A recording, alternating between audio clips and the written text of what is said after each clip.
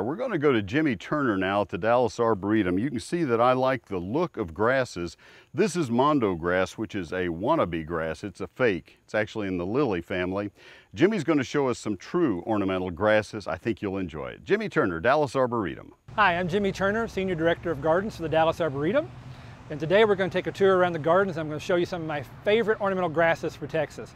This is Panicum North Wind standing right here. And this grass is probably one of my absolute favorites because it grows straight up. Doesn't fall over, won't break in half during a rainstorm. You don't have to stake it or tie it up.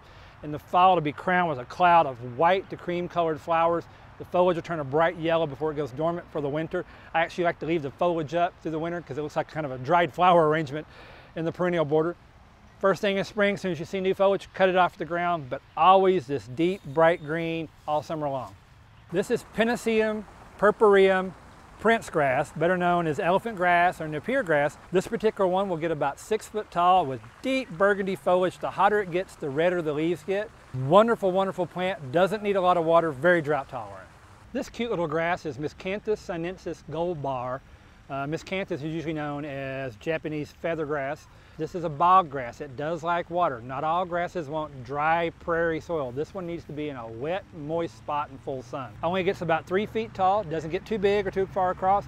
It has little yellow variegations, little bars of gold right across the leaf all summer long. Hotter it gets, the brighter yellow they are. Standing here in an ocean of blue dune grass. This is Limus glaucus. Blue dune grass because it's got blue foliage, called dune grass because it's actually native to coastal areas where there's sand, but will grow in any soil, clay, sand, rock, I don't think it really matters. Bright blue foliage, semi-evergreen, stays this color right up until about 20 degrees and will freeze to the ground. It comes right back up.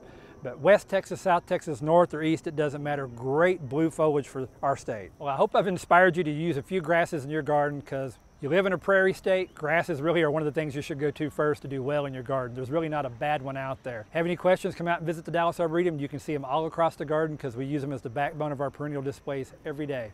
I told you you'd enjoy Jimmy Turner. He is so good on ornamental grasses. We're going to go from the grasses to the other extreme, the tall trees. Steve Hauser is a wonderful arborist. He knows tree climbing equipment. He's going to share that with us. Stay tuned. It's still grilling season in Texas, and today we'll be featuring sweet potatoes. I'll be doing grilled sweet potatoes with cider brine pork chops.